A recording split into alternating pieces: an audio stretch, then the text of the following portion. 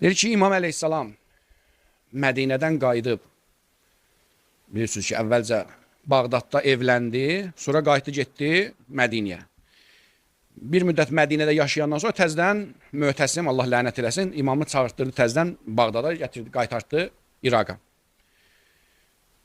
Küfənin də girəcəyində, hansısa yaxınlarında bir Küfə daxil olmaq istəyəndə, bir də gördülər ki, bir qadının inəyi ölüb, qadın şivən qopardı, bağlayır inəyin üstündə.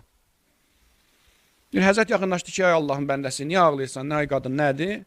Dedi, ağa qurban olum sənə, mənim dünyada varım, dövlətim bu idi. Heç nəyim yoxdur, heç bir yerdən gəlirim yeri yoxdur. Bunu südün sağırdım, içirdim, yarısını satırdım, onunla dolanırdım. Olan olmazım, həyatda bu idi, bu da öldü, mən acından öləcəm.